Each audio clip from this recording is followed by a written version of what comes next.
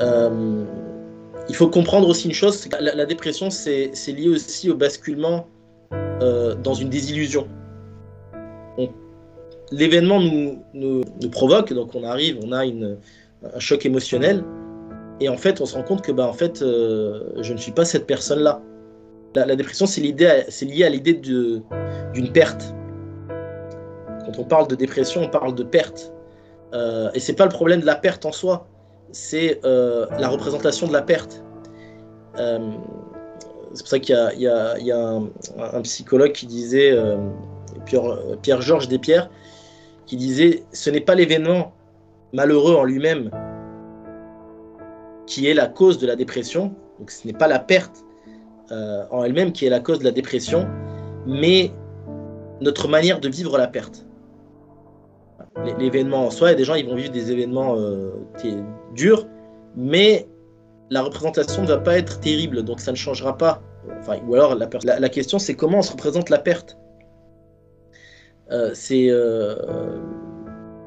pour ça que le travail du thérapeute, c'est de substituer, trouver en fait un moyen de substitution à cette perte-là. Il y a des gens, quand on est enfant, on perd un jouet, après on arrive à ne plus en dépendre parce qu'après il y a un autre jouet. Donc en fait, le problème c'est que lorsqu'on reste figé sur ce premier jouet, et que parce que ce jouet est cassé, je n'arrive plus à aller vers un autre jouet.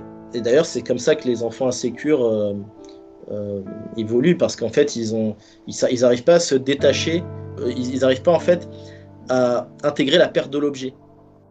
C'est ce jouet-là et pas un autre.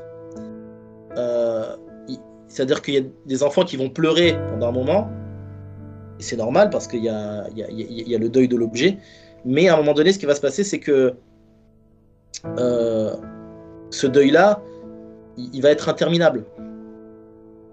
Alors que dans la nature des choses, c'est qu'il y a un deuil après un deuil. La vie, c'est une suite de deuils en vrai. Il y a ce qu'on appelle la perte de la vie de l'enfant. La perte de la vie de l'enfant, c'est l'adolescence. Quand on rentre dans l'adolescence, on perd la vie de l'enfant, même si elle est encore là. La perte de la vie adolescente, c'est ce qu'on appelle l'adultescence. Donc il y a une période où on sort de l'adolescence, mais on est encore dans le deuil de l'adolescence. On appelle ça l'adultescence.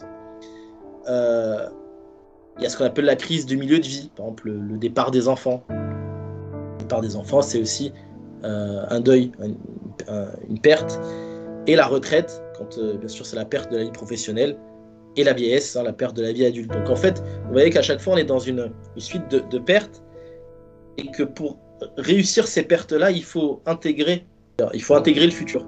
Il faut accepter que autre chose prenne place à la place de ce qui a été perdu en fait. Et sinon, ça ne peut pas fonctionner, la vie. Ce qu'on appelle la course désirante ne peut pas se produire. Freud, il appelle ça la course désirante. Il y a quelque chose qui ne peut pas continuer à évoluer. L'évolution ne peut pas se faire si on ne laisse pas place à des choses là où les choses ont été perdues. Laisser la place à des choses là où d'autres choses ont été perdues. Et souvent, le dépressif, c'est ça qu'il a du mal à faire. Et c'est pour ça que le psy est là, en fait, pour lui faire comprendre qu'il y a des substitutions et d'essayer de le faire voir ailleurs plutôt que là où il est figé, en fait.